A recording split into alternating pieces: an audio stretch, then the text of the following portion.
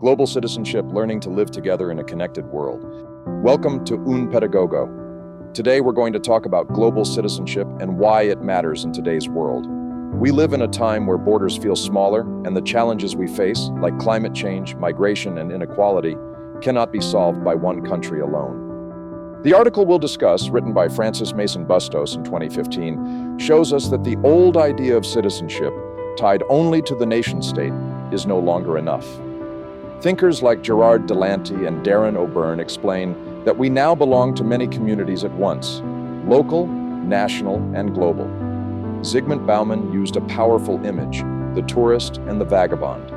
Tourists move around the world by choice, enjoying the benefits of globalization. Vagabonds are forced to move, pushed out by war, poverty, or lack of opportunity. This shows how unfairly globalization is distributed. Some enjoy freedom, others face exclusion. Ulrich Beck spoke of the global risk society. Today we face risks that affect everyone. Nuclear disasters, scarcity of water and food, destruction of ecosystems. These problems ignore borders. That is why we need citizens who think and act globally.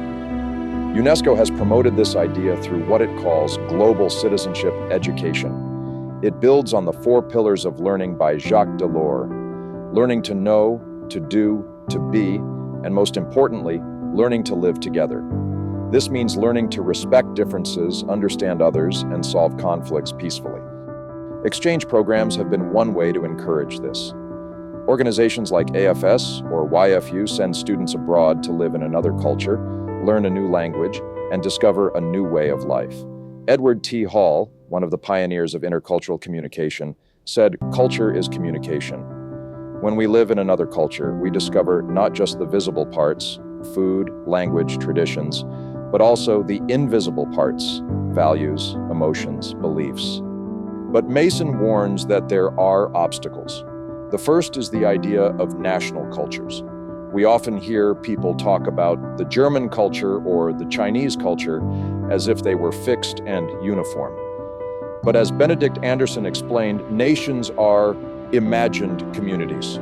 Inside every country, there are many voices and many differences. The second obstacle is ignoring power differences. Stuart Hall showed that culture is always shaped by power. Many exchange students are privileged. They can travel and study abroad. But millions of others cannot. If we don't talk about this inequality, we risk reproducing it. The third obstacle is the tension between universal values and particular values. What does democracy mean? What does justice mean? Different societies answer in different ways. Alejandro Pelfini called this the difference between Atlantic cosmopolitanism, mostly shaped by Western countries, and a more minimalist cosmopolitanism that tries to include diverse voices. The fourth obstacle is separating our culture from the foreign culture. Wolfgang Welsch suggests another path: transculturality. Cultures are not isolated islands. They are mixed, constantly influencing each other.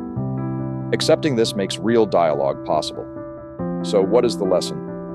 Global Citizenship Education wants to create people who are empathetic, responsible, and critical thinkers. But we can only achieve this if we avoid the traps of national stereotypes, hidden inequalities, rigid universals, and static views of culture. We need to think in transcultural terms, seeing both our differences and our common humanity.